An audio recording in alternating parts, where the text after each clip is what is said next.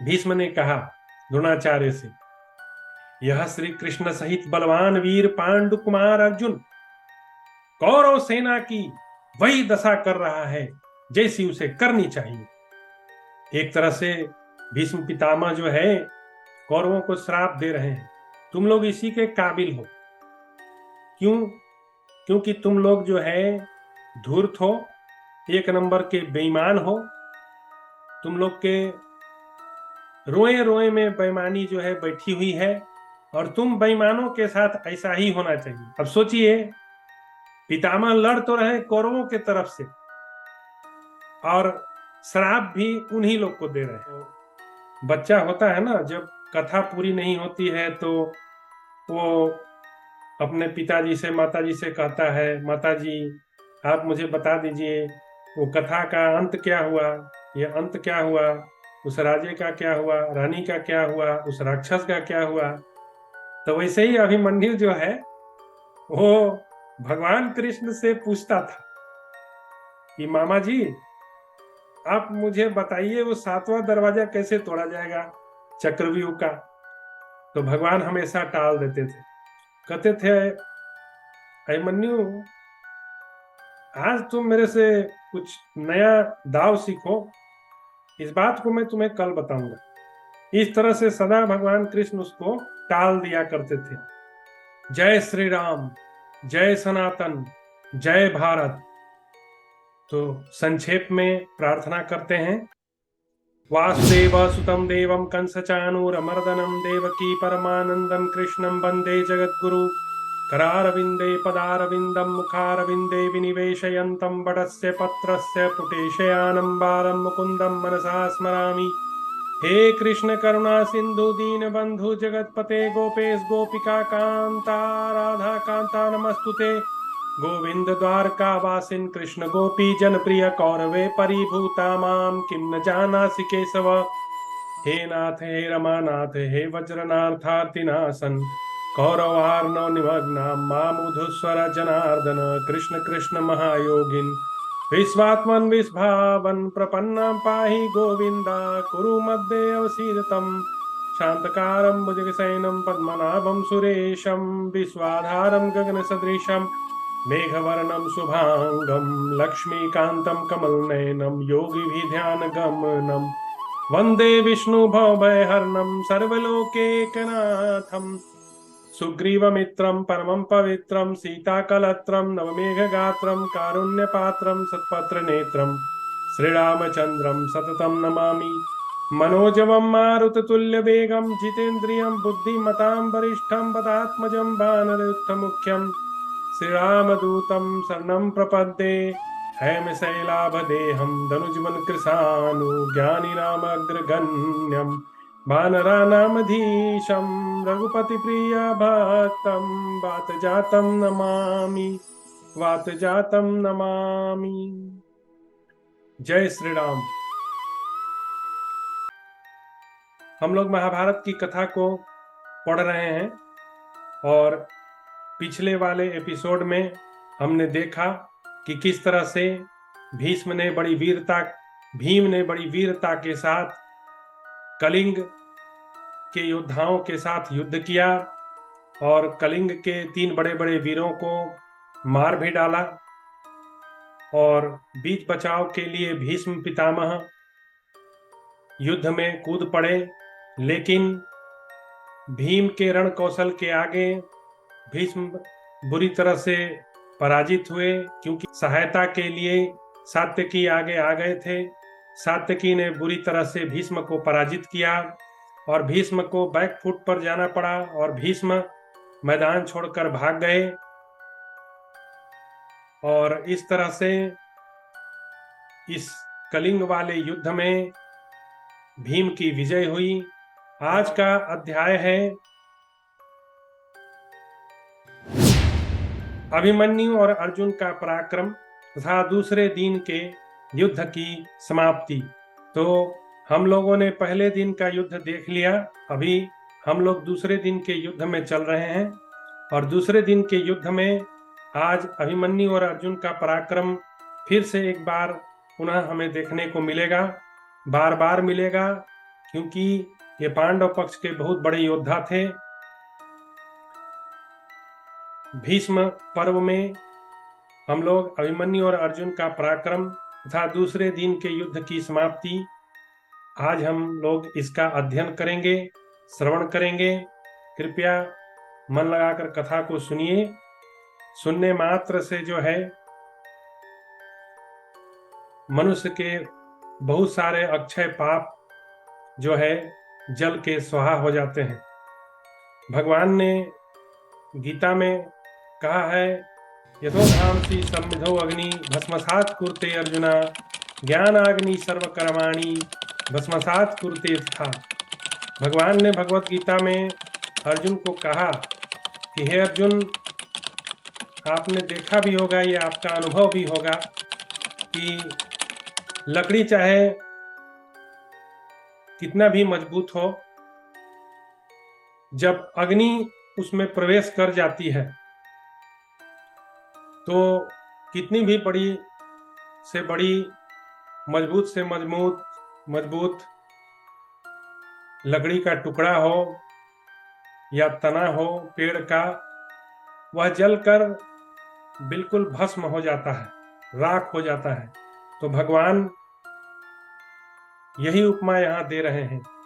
भगवान अर्जुन से बता रहे हैं कि अर्जुन, जैसे लकड़ी को अग्नि जलाकर भस्म कर देती है, उसी प्रकार से जो व्यक्ति ज्ञान को प्राप्त कर लेता है, उसके सारे लकड़ी रूपी पाप जलकर भस्म हो जाते हैं, भस्मसात् कुरुते तथा।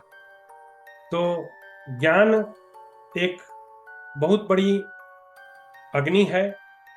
ज्ञान अग्नि जिसके पास है, वह अपने सारे पापों को नष्ट करके और इसी जन्म में वह कृष्ण लोक जाने के लिए अपनी योग्यता प्राप्त कर लेगा और वो वहां बहुत आसानी से चला जाएगा।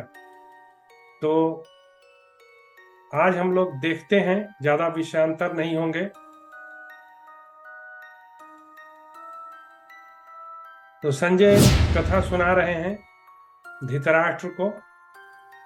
संजय धृतराष्ट्र से कह रहे हैं, हे भारत, उस दूसरे दिन जब पूर्वाहन का अधिक भाग व्यतीत हो गया और बहुसंख्यक रथ, हाथी, घोड़े, पैदल और सवारों का महान संहार होने लगा, उस समय पांचाल राजकुमार धृष्टद्युम्न अकेला ही द्रोणपुत्र अश्वत्थामा, शल्य तथा महामनस्वी कृपाचार्य, इन तीनों महारथियों के साथ युद्ध करने लगा। धृष्टद्युम्न जो है वो द्रोणाचार्य, माफ कीजिएगा, द्रोणपुत्र अश्वत्थामा, शल्य और कृपाचार्य, इन तीनों महारथियों से युद्ध करने लगा। महाबली पांचाल राजकुमार ने उस 10 शीघ्रगामी पैने बाण मारकर अश्वत्थामा के विश्व विख्यात घोड़ों को मार डाला। वाहनों के मारे जाने पर अश्वत्थामा तुरंत ही शल्य के रथ पर चढ़ गया और वहीं से धृष्टद्युम्न पर बाणों की वर्षा करने लगा। भरतनंदन धृष्टद्युम्न को अश्वत्थामा के साथ भिड़ा हुआ देख सुभद्रानंदन अभिमन्यु भी पैने बाण बिखेरता हुआ तुरंत वहां आ पहुंचा। सहायता करने के लिए अभिमन्यु जो है वहां पुनः वह चला आया। उस पुरुष रत्न अभिमन्यु ने शल्य को 25, कृपाचार्य को 9 और अश्वत्थामा को 8 बाणों से बीध डाला। क्योंकि युद्ध के नियम के अनुसार 1 to 1 लड़ना था और ये 3 महारथी एक धृष्टद्युम्न से अकेले लड़ रहे थे। तो ऐसा देख के अभिमन्यु को लगा कि यहाँ अन्याय हो रहा है, तो मुझे भी धृष्टद्युम्न के तरफ से खड़ा होना चाहिए। तो यह बात सोचकर वह बालक चला आया और इन तीनों महारथियों से, जो कौरव सेना के बहुत बड़े महारथी थे, शल्य, कृपाचार्य, अश्वत्थामा द्रोणाचार्य के पुत्र थे, इन तीनों से वो युद्ध और लोहा लेने लगा। तब अश्वत्थामा ने शीघ्र ही एक बाण से अभिमन्यु को घायल कर दिया। तत्पश्चात शल्य ने 10 और कृपाचार्य ने 3 पैने बाण मारे। तदनंतर आपके पौत्र लक्ष्मण ने सुभद्रा कुमार अभिमन्यु को सामने खड़ा देख हर्ष और उत्साह से भरकर उस पर आक्रमण किया। फिर तो दोनों में युद्ध आरंभ हो गया। राजन, शत्रु वीरों का संहार करने वाले दुर्योधन के पुत्र लक्ष्मण ने अत्यंत कुपित हो समरभूमि में अभिमन्यु को बीध डाला। वह एक अद्भुत सी बात हुई। महाराज भरत श्रेष्ठ, यह देख शीघ्रता पूर्वक हाथ चलाने वाला भी अभिमन्यु अत्यंत कुपित हो उठा और अपने भाई लक्ष्मण को उसने 50 बाणों से घायल कर दिया। राजन, तब लक्ष्मण ने भी पुनः एक बाण मारकर उसके धनुष को जहां मुट्ठी रखी जाती है वहीं से काट दिया। यह देख आपके सैनिक हर्ष से कोलाहल कर उठे। शत्रु वीरों का संहार करने वाले सुभद्रा कुमार ने उस कटे हुए धनुष को फेंककर दूसरा विचित्र धनुष हाथ में ले लिया जो अत्यंत वेगशाली था। वे दोनों पुरुष रत्न वहां एक दूसरे के अस्त्रों का निवारण अथवा प्रतिकार करने की इच्छा रखकर युद्ध में संलग्न थे और पैने बाणों द्वारा एक दूसरे को घायल कर रहे थे। तब प्रजाजनों का स्वामी राजा दुर्योधन अपने महारथी पुत्र को आपके पौत्र अभिमन्यु से पीड़ित देख वहां स्वयं जा पहुंचा। जो लक्ष्मण नाम बताया गया है वह लक्ष्मण वास्तव में दुर्योधन का पुत्र था। तो दुर्योधन अपने पुत्र की रक्षा के लिए उसे पीड़ित देख वहां युद्ध स्थल में पहुंच गया। आपके पुत्र दुर्योधन के ऊपर लौटने पर कौरव पक्ष के सभी नरेशों ने विशाल रथ सेना के द्वारा अर्जुन कुमार अभिमन्यु को सब ओर से घेर लिया। राजन, अभिमन्यु का पराक्रम भगवान श्री कृष्ण के समान था। वह युद्ध में अत्यंत दुर्जय उन सूरवीरों से गिर जाने पर भी व्यथित या चिंतित नहीं हुआ। और ये वही अभिमन्यु है जो कौरवों के 7 महारथियों से अकेले लड़ा था और उन 7 को बुरी तरह से उसने पराजित किया था। सिर्फ 7वां द्वार जो है वह भेदने की कला नहीं जानता था। ये एक बहुत विलक्षण घटना है जिसका संक्षेप में मैं आप लोगों से चर्चा करना चाहूंगा। बात तब की है जब अर्जुन और सुभद्रा का विवाह हो चुका था और अभिमन्यु गर्भ में था और अर्जुन को चक्रव्यूह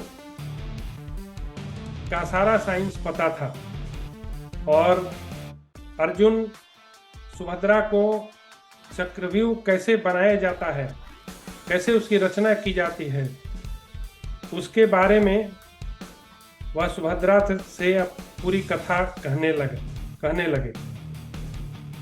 वह कथा सुन के सुभद्रा को बड़ा आश्चर्य हुआ। वो बड़ी तन्मयता के साथ कथा सुनने लगी और उसमें 7 दरवाजे थे उस कथा में और 7 दरवाजे की कुछ विशेषता थी जो अर्जुन बता रहे थे। लेकिन जब 1, 2, 3, 4, 5, 6 जब 6ठे दरवाजे पर कथा पहुंची, 6ठे दरवाजे तक की कथा सुभद्रा ने ग्रहण कर लिया था, तब तक उसे जो है निद्रा आ जाती है और वह सो जाती है। तो अर्जुन जो है वहीं कथा समाप्त कर देते हैं और उसके बाद वह बच्चा अभिमन्यु जो गर्भ में पल रहा था उसने वह सारी कथा सुन ली। इसलिए बड़ा साइंटिफिक है, ये हमारे महाभारत ग्रंथ में लिखा हुआ है। इसलिए कृपया आजकल के जो माँ बाप हैं, जब माता गर्भवती होती है तो उसे विशेष रूप से अच्छे अच्छे कार्य करने चाहिए, कोई भी निंदनीय कार्य नहीं करना चाहिए, क्योंकि उन सब का प्रभाव आपके गर्भ में पल रहे बच्चे पर पड़ता है। यह बात सिद्ध हुआ, महाभारत हमें बता रही है। अभिमन्यु ने सारी कथा सुन ली और डॉक्टर भी रिकमेंड करता है ज्यादा तीखा मत खाइए, ज्यादा खट्टा मत खाइए। वो अपना साइंस बताता है, वह मटेरियल साइंस बताता है, भौतिक बात बताता है, लेकिन यहाँ स्पिरिचुअल साइंस की बात हो रही है। यह अतीन्द्रिय विज्ञान की बात हो रही है, जो इंद्रियों से परे है। तो इस तरह से अभिमन्यु चक्रव्यूह के 6 दरवाजों को तोड़ने का विज्ञान जान गया। उसके बाद जब अभिमन्यु धीरे धीरे बड़ा हुआ तो भगवान कृष्ण उसको बहुत सारा युद्ध कौशल सिखाते थे।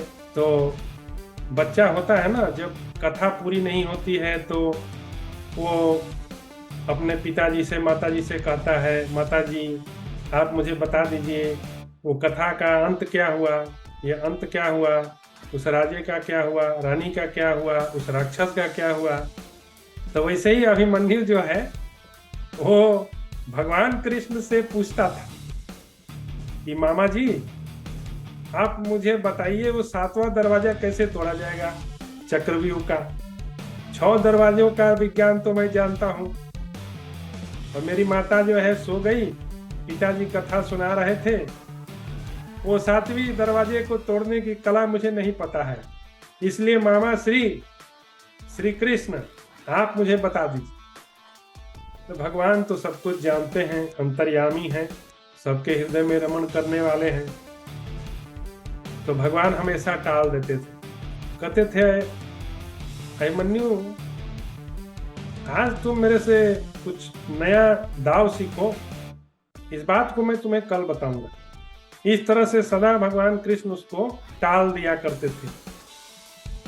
तो फिर वो दौड़ के जाता था अर्जुन के पास कि पिताजी मुझे बताइए 7वां दरवाजा कैसे तोड़ा जाएगा। तो अर्जुन भी जो है बहुत व्यस्त रहा करते थे, उनके पास भी समय नहीं होता था। तो कभी कभी क्या होता है, आदमी बिजी होता है तो बच्चा जाके माँ बाप से बोलता है पिताजी मुझे ये दे दो, वो दे दो, मेरी ये बात सुन लो। तो पिताजी जो है उसे झटक देते हैं, अरे जा अभी मेरे पास समय नहीं है, मैं बहुत बिजी हूँ। तो संभवतः इसी तरह की कुछ बात हुआ करती थी। अर्जुन जो है व्यस्त रहते थे और वो कभी पूछने, और बाल बुद्धि था, हमेशा थोड़ा ही पूछता था, कभी पूछ लिया, लेकिन कभी ऐसा जरूरी काम रहा अर्जुन जो है उसको टाल दिए। तो इस तरह से उसे पता ही नहीं चलता था कि वास्तव में चक्रव्यूह का 7वां दरवाजा कैसे तोड़ा जाएगा। और माता के पास जाता था तो माता बोलती थी कि पुत्र मैंने तो तुम्हारे पिताश्री से 6 ही दरवाजे की कथा सुनी, मेरे को भी कभी समय नहीं मिला कि मैं उनसे 7वें दरवाजे की कथा पूछ लूं। भाई अभिमन्यु किसी विशेष कार्य के लिए बना था, इसलिए भगवान सब कुछ जानते थे, और जिस वीरता को सिद्ध करना था, जिसके लिए उसने जन्म लिया था, तो 7वें दरवाजे को तोड़ने की कला वह यदि जान लिया होता तो फिर शायद कुछ और ही परिणाम हुआ होता, लेकिन ऐसा हुआ नहीं। तो ये एक छोटी सी कथा थी जो मैंने भी अपने बाबूजी से सुनी थी, और मेरे बाबूजी ने मुझे यह कथा बताई थी कि किस तरह से अभिमन्यु को 7वें दरवाजे को तोड़ने का विज्ञान जो है वो कभी नहीं पता चला, ना उसे भगवान श्री कृष्ण ने बताया, ना अर्जुन ने बताया। और सुभद्रा को तो पता ही कहाँ था। तो ठीक है, फिर हम लोग आते हैं कथा पर।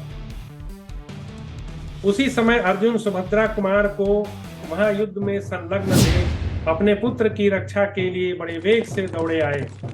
यह देख भीष्म और द्रोण आदि सभी कौरव पक्षीय नरेश रथ, हाथी और घोड़े की सेना सहित एक साथ अर्जुन पर चढ़ आए।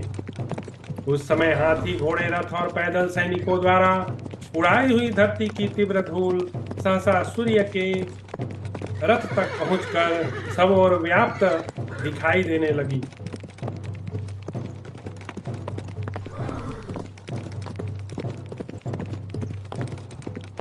इधर सहस्रों हाथी और सैकड़ों भूमिपाल अर्जुन के बाणों के पथ में आकर किसी प्रकार आगे न बढ़ सके। समस्त प्राणी आर्तनाद करने लगे और संपूर्ण दिशाओं में अंधकार सा छा गया। भरत श्रेष्ठ उस समय कौरवों को अपने दुस्सह एवं भयंकर अन्याय का परिणाम प्रत्यक्ष दिखने लगा। किरीटधारी अर्जुन के शस्त्र समूहों से सब कुछ आच्छादित हो जाने के कारण आकाश, दिशा, पृथ्वी, सूर्य किसी का भी भान नहीं होता था। सब एक हो गए।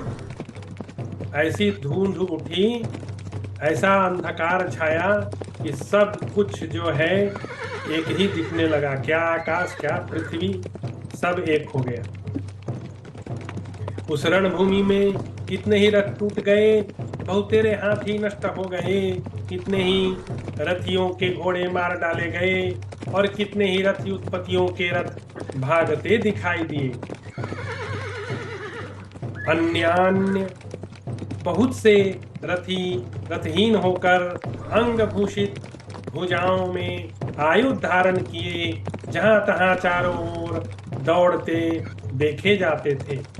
महाराज अर्जुन के भय से घुड़सवार घोड़ों को और हाथी सवार हाथियों को छोड़कर सब ओर भाग चले। वहां बहुत से नरेश अर्जुन के सहायकों से कटकर रथों, हाथियों और घोड़ों से गिरे और गिराए जाते हुए दृष्टिगोचर हो रहे थे। प्रजानाथ अर्जुन ने उस रण क्षेत्र में अत्यंत भयंकर रूप धारण किया था। उन्होंने अपने उग्र बाणों द्वारा योद्धाओं की ऊपर उठी हुई भुजाओं को, जिनमें गदा, खड्ग, प्रास, तुनीर, धनुष, बाण, अंकुश, ध्वजा, पताका शोभा पा रहे थे, काट गिराया। आर्य, भरतनंदन, भूपाल उस रणभूमि में गिरे हुए उद्दीप्ता, परिघ, मुदगर, प्रास, भिंदीपाल, खड़ग, फरसे, तीखे तोमर, स्वर्णमय कवच, ध्वजा, ढाल, सोने के दंडे से विभूषित, छत्र, चाबुक, जोते, कोड़े और अंकुश ढेर के ढेर बिखरे दिखाई देते थे। भारत, उस समय आपकी सेना में कोई भी ऐसा पुरुष न था जो समर भूमि में सूरवीर अर्जुन का सामना करने के लिए किसी प्रकार आगे बढ़ सके। प्रजानाथ, उस युद्ध भूमि में जो वीर अर्जुन की ओर बढ़ता था, वही उनके पैने बाणों द्वारा सीधे राम नाम सत्य। तदनंतर आपके सब योद्धा सब ओर भागने लगे। यह देख अर्जुन और भगवान श्री कृष्ण ने अपने श्रेष्ठ शंख बजाए। कौरव सेना को इस प्रकार भागती देख समर भूमि में खड़े हुए आपके ताऊ भीष्म ने वीरवर आचार्य द्रोण से मुस्कुराते हुए से कहा, अब युद्ध के बीच में जो चर्चा हुआ करती है योद्धाओं के बीच में, वह बहुत ही इंटरेस्टिंग है, क्योंकि जहां पर बाणों की बौछार हो रही है उसके बीच में बात करना कोई साधारण घटना नहीं है। तो देखते हैं भीष्म जो है द्रोणाचार्य से क्या कहते हैं। भीष्म ने कहा द्रोणाचार्य से, यह श्री कृष्ण सहित बलवान वीर पांडु कुमार अर्जुन कौरव सेना की वही दशा कर रहा है जैसी उसे करनी चाहिए। एक तरह से भीष्म पितामह जो है कौरवों को श्राप दे रहे हैं, तुम लोग इसी के काबिल हो। क्यों? क्योंकि तुम लोग जो है धूर्त हो, एक नंबर के बेईमान हो।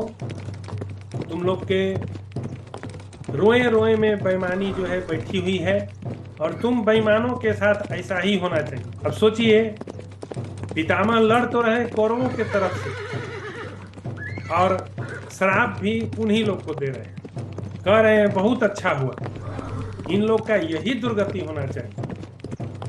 तो यही बात जो है वो बता रहे हैं द्रोणाचार्य जी से। और आगे कहते हैं, यह किसी प्रकार भी समर भूमि में जीता नहीं जा सकता, क्योंकि इसका रूप इस समय प्रलय काल के यमराज सा दिखाई दे रहा है। क्या भयंकर जो है अर्जुन का रूप का वर्णन किया गया, यमराज की तरह दिखाई दे रहे थे। मतलब ये भीष्म बता रहे हैं, कोई साधारण बात नहीं है। ये भीष्म की वाणी निकली है अर्जुन के लिए कि अर्जुन जो है साक्षात यमराज दिखाई दे रहे हैं, और ऐसा लगता है कि आज यमदंड से पूरे कौरव सेना की समाप्ति होने वाली है। आज ये किसी को छोड़ने वाले हैं नहीं। और कौरव सेना तो पापी है, तो पाप का तो फल मिलता ही है। कोई पाप करके समझता है कि सत्ता प्राप्त कर लेगा, झूठ बोल के, पाप करके, लोगों को मूर्ख बना के, तो यह उसकी बहुत बड़ी भूल है। क्योंकि यहाँ महाभारत की कथा हमें बता रही है कि इस तरह के झूठ का प्रचार करने वाले लोगों का अंत जो है बहुत बुरा होने वाला होता है। तो उससे बचना चाहिए, सही मार्ग को अपनाना चाहिए, सही तरह से जो है राजनीति करनी चाहिए। झूठ और गोरख धंधा राजनीति में नहीं चलता है। यदि वही करना है तो फिर राजनीति में आने का मतलब क्या है? आप देश सुधारना चाहते हैं कि देश को अपराधियों से भरना चाहते हैं? देश में सुशासन देना चाहते हैं, और आप खुद झूठ और बेईमानी करके सरकार में आ रहे हैं, तो आपका इंटेंशन क्या है? What is your intention? Intention बहुत क्लियर है। जो भी झूठ और झूठ का प्रचार करके, धोखाधड़ी करके, धोखेबाजी करके संविधान खत्म कर देंगे, रिजर्वेशन खत्म कर देंगे, इस तरह से झूठ का प्रचार करके और वो सत्ता को हथियाना चाहते हैं, उनके एक ही इंटेंशन है, लूट। जैसा कि हमारे प्रधानमंत्री बोलते भी थे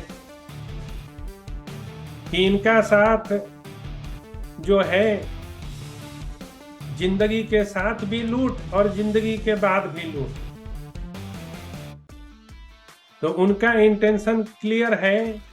जो इस तरह के फ्रॉड करके, लोगों को ठग के, खटाखट का स्कीम बता के अपनी सरकार स्थापित करना चाहते हैं, उनका इंटेंशन बस एक ही हो सकता है, देश के माल को लूटो और देश को पूरी तरह से भिखारी बना दो। इस तरह के नेता किसी भी राष्ट्र का भला नहीं कर सकते। जो नेता झूठ को आधार बनाकर और 24 घंटे झूठ बोलकर और हमारे देश के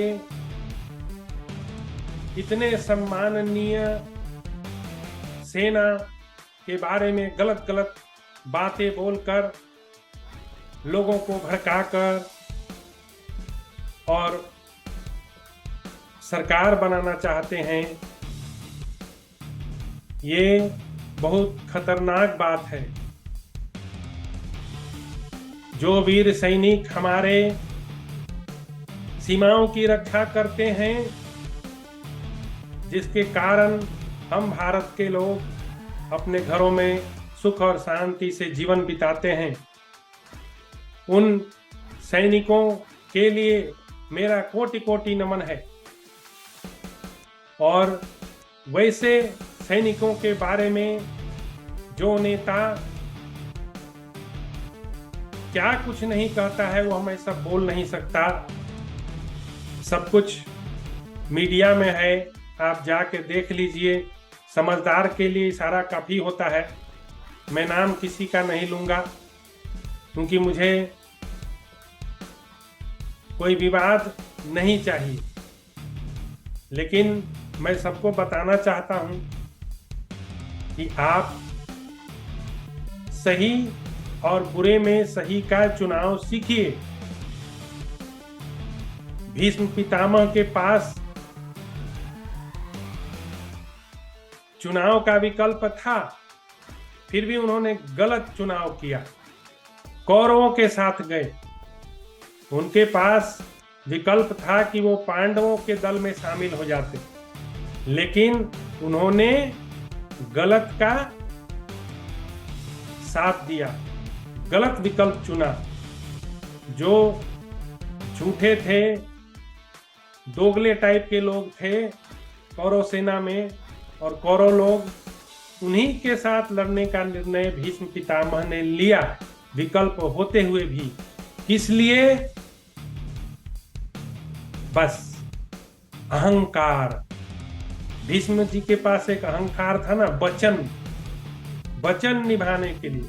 अरे भाई, वचन निभाने के लिए अपना देश तुम तोड़ दोगे, देश को जला दोगे, देश को बर्बाद कर दोगे, यही तुम्हारी देशभक्ति है।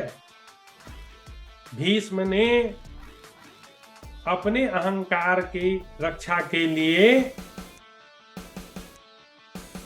इस तरह का निर्णय लिया,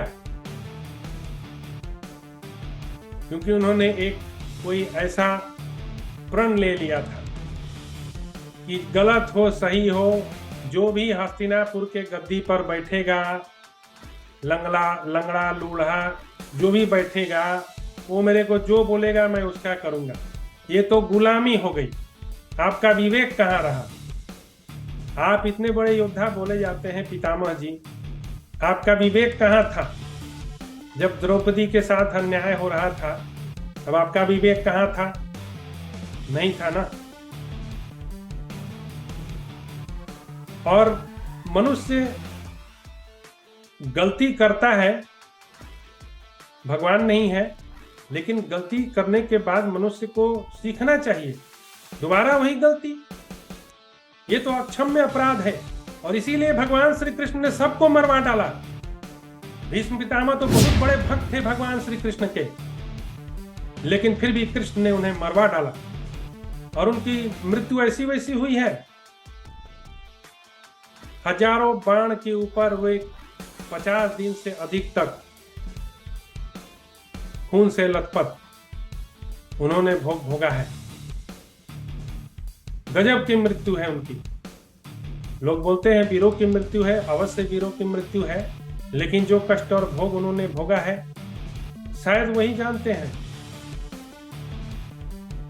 उसको हम आप नहीं अनुभव कर सकते हैं। हमें तो एक छोटी सी खरोंच भी लग जाए तो हम बाप बाप चिल्लाने लगते हैं, और जिसके शरीर में हजारों बाण गड़े हों, और वो भी किसके बाण? महाधनुर्धर अर्जुन के। मैं आपको एक बात बताता हूं। कभी कभी जो साइंटिफिक वर्ल्ड के लोग भी होते हैं ना, बड़े अच्छे अच्छे बात जो है बताया करते हैं। मैं जब पीएचडी करता था उस समय के मेरे मेंटर थे कुंचित पदम स्वामीनाथन, कुंचित पदम तांडवरम स्वामीनाथन, और एक और भी कुछ था।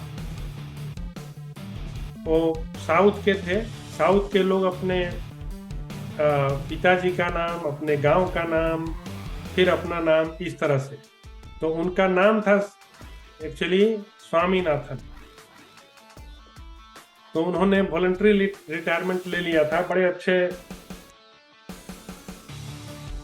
वे एक मेंटर थे, बहुत लोगों को ट्रेन किया उन्होंने पीएचडी में, बहुत लोग को पीएचडी दिलाई। तो बहुत कुछ तो नहीं, लेकिन उनकी एक बात मुझे आज भी याद है। वे हमेशा बोला करते थे, मैं कोर्ट में बोल रहा हूं, वे बोला करते थे, committing mistake is not a crime, committing mistake is not a crime, but not learning from the mistake is a heinous crime। मतलब गलती करना कोई अपराध नहीं है, लेकिन गलती करके दोबारा गलती करना, गलतियों से शिक्षा नहीं प्राप्त करना, ये बड़ा जघन्य अपराध है। और यही जघन्य अपराध जो है भीष्म पितामह ने किया महाभारत के युद्ध में। एक बार तो उन्होंने गलती की, जब द्रौपदी का चिरहरण हो रहा था तो कुछ नहीं बोला, और जब दोबारा युद्ध का विकल्प आया तब भी वे दुर्योधन के साथ ही खड़े रहे। So that was a heinous crime. वो अक्षम्य अपराध था, वो जघन्य अपराध था, और यही कारण था कि भगवान श्री कृष्ण ने उन्हें मरवाया, शिखंडी को बीच में लाके। वही हालत द्रोणाचार्य की हुई, वे भी मारे गए, जयद्रथ भी वैसे ही मारा गया। तो ये सब बहुत बड़े अपराधी थे, क्योंकि ये गलतियों पे गलती कर रहे थे। एक बार अपराध हो तो क्षमा, बार बार कोई गलती करे और आप सिर्फ क्षमा करते रहें, ऐसा नहीं होता है। चलिए आगे देखते हैं। कौरव सेना को इस प्रकार भागती देख समर भूमि में खड़े हुए आपके ताऊ भीष्म ने वीरवर आचार्य द्रोण से मुस्कुराते हुए से कहा, यह श्री कृष्ण बलवान वीर पांडु कुमार अर्जुन कौरव सेना की वही दशा कर रहा है जैसी उसी करनी चाहिए। यह किसी प्रकार भी समर भूमि में जीता नहीं जा सकता, क्योंकि इसका रूप इस समय प्रलय काल के यमराज जैसा दिखाई पड़ता है। यही शब्द है, शब्द चित्र, यमराज दिखाई देते थे। यह विशाल सेना इस समय पीछे नहीं लौट सकती। देखिए, सारे सैनिक एक दूसरे की ओर देखा देखी भागे जा रहे हैं, कौरव सेना के लोग। इधर ये भगवान सूर्य संपूर्ण जगत के नेत्रों की ज्योति सर्वथा समेटते हुए से गिरिश्रेष्ठ अस्ताचल को जा पहुंचे हैं। मतलब सूरज डूबने ही वाला है। तो इसको कहते हैं ना, कौरव लोग का लक अच्छा था, नहीं तो थोड़ा देर और शायद सूर्य रह गया होता तो उस दिन अर्जुन यमराज का जो रूप पकड़े हुए थे उसी दिन सफाई कर देते। सेकंड दिन वार में ही जो है सबकी सफाई जो है, लेकिन सूर्यदेव ने जो है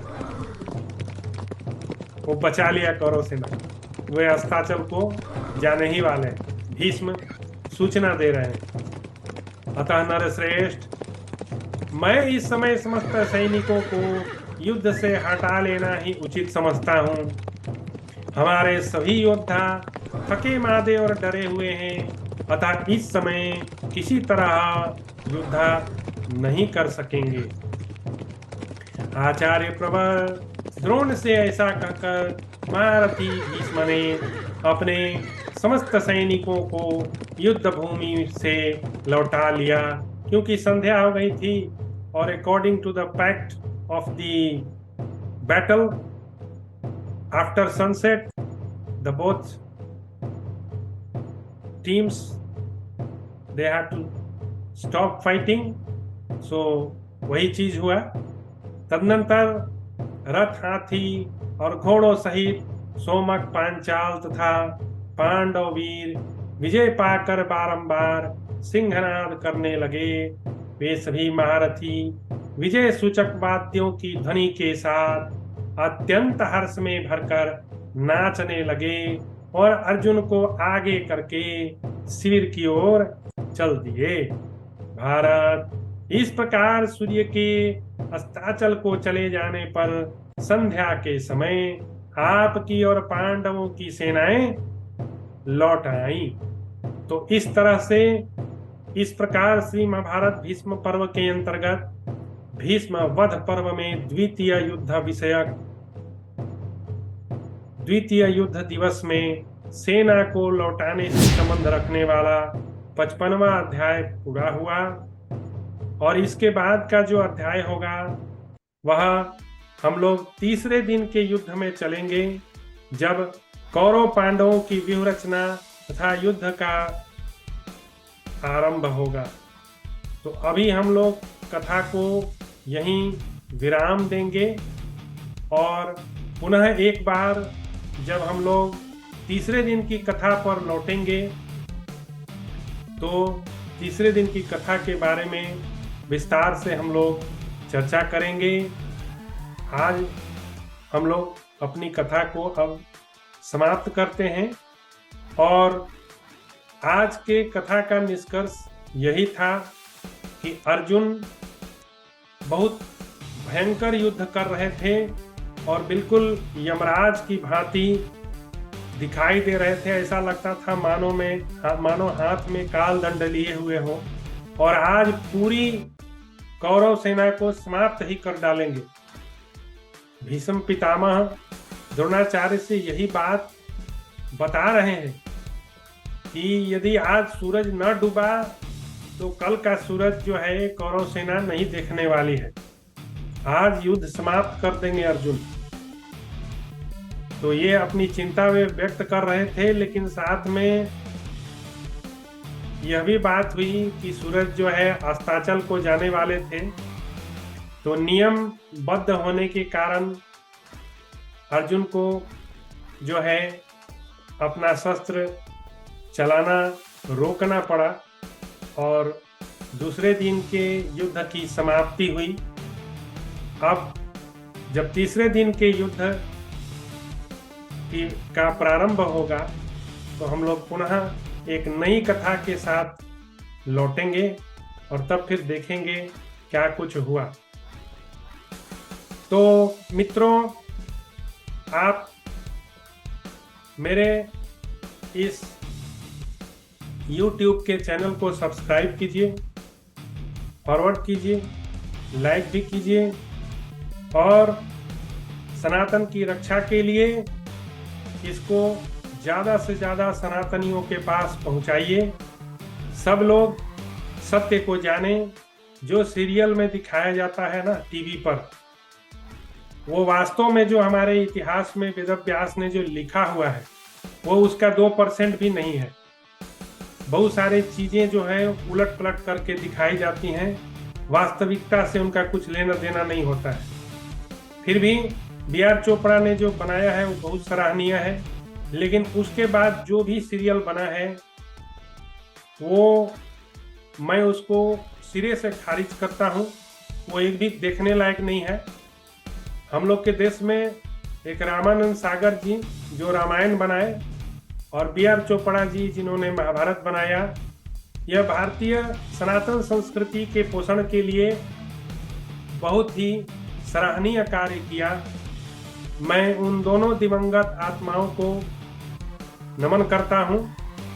उन्होंने बहुत सराहनीय कार्य किया और बहुत हद तक सही सही घटनाओं को दिखाया। लेकिन बात है कि महाभारत इतना बृहत ग्रंथ है, 6 वॉल्यूम है, हर वॉल्यूम में 2500 जो है एवरेज पेजेस है। अब गुणा कर लीजिए 2500 इंटू 6 तो कितना हुआ, करीब करीब 15,000। 15,000 पन्नों में लिखा हुआ है 1 लाख श्लोक। और आपको एक और विशेष बात बताता हूँ, महाभारत में 1 लाख श्लोक हैं, वेद में भी 1 लाख श्लोक हैं। वेद में 1 लाख श्लोक है, उसमें से जो 80,000 श्लोक है वह कर्म कांड है, और 16,000 जो श्लोक है वह उपासना कांड है, और 4,000 जो श्लोक है वह उपनिषद है, जो कि हम लोग बोलते हैं मोक्ष देने वाला ज्ञान, वो हम लोग का उपनिषद है। और महाभारत में भी 1,00,000 श्लोक है। लेकिन एक बहुत विशेष बात थी कि वेदव्यास अपने लिखते नहीं थे। लिखने के लिए भगवान गणेश को जो है अपॉइंट किया गया था, क्योंकि बताया जाता है ना कि गणेश जी बड़े बुद्धिमान हैं, बड़े विवेकी हैं, सब देवताओं में अग्रगण्य हैं। तो कहीं भी पूजा होती है तो पहले गणेश जी को पूजा किया जाता है। हमारे संस्कृति में गणेश जी का स्थान बहुत ऊंचा है। भवानी और भगवान शंकर के पुत्र हैं। तो गणेश जी, और मैंने तो देखा नहीं है लेकिन बताया जाता है कि जो बद्रिका आश्रम में कि कहाँ पे उनका जो ये है आश्रम है जहाँ गणेश जी बैठा करते थे और जहाँ वेदव्यास बैठते थे, उन दोनों का जो बैठने का जगह था वो कितने किलोमीटर दूर बैठते थे। लेकिन सोचिए, वेदव्यास की हर एक वाणी को वो सुन लिया करते थे। वेदव्यास जी नरेट करते थे और गणेश जी उसको लिखा करते थे। लेकिन गणेश जी ने बोला, मेरा अपॉइंटमेंट तो आप लोग किए हैं, लेकिन मेरा भी एक शर्त है। तो भाई बोला गया, क्या शर्त है? शर्त यही है कि वेदव्यास जी रुकेंगे नहीं। वेदव्यास जी कहीं भी रुक जाएंगे तो मैं लिखना बंद कर दूंगा, मैं फिर लिखूंगा नहीं। तो वेदव्यास जी ने कहा, तो मेरा भी एक शर्त सुन लो भाई। तो गणेश जी ने कहा कि भाई आपका क्या शर्त है बताइए। तो वेदव्यास ने कहा, देखिए ये बात आप ठीक बोल रहे हैं कि मैं नरेट करता जाऊंगा, आप लिखते जाएंगे, मैं रुक गया तो आप लिखना बंद कर देंगे, एक्सेप्ट है। लेकिन मेरी भी शर्त है। मेरा शर्त ये है कि आप किसी भी श्लोक को लिखने से पहले उसके अर्थ को विचार करेंगे। जब तक उसका अर्थ आपको समझ में ना आए तब तक आप उस श्लोक को ना लिखेंगे। तो इस तरह के महाभारत में 8,000 श्लोक हैं। मतलब 92,000 श्लोक जो हैं वो बिल्कुल सिंपल है, कोई भी समझ लेगा। लेकिन 8,000 बड़े गूढ़ श्लोक हैं। तो वेदव्यास क्या करते थे, क्योंकि ये तो बीच में कभी धृतराष्ट्र से मिलने जाया करते थे, कभी गांधारी से मिलने चले गए, कभी विदुर से मिलने चल गए, कभी पितामह से मिलने चल गए, कभी पांडव से मिलने चल गए। ये तो हमेशा जो है अंतर्ध्यान और प्रकट हुआ करते थे। तो उन्होंने कहा कि बिना समझे गणेश जी, आप एक भी श्लोक का अर्थ जब तक नहीं समझ लेंगे उस श्लोक को आप लिखेंगे नहीं।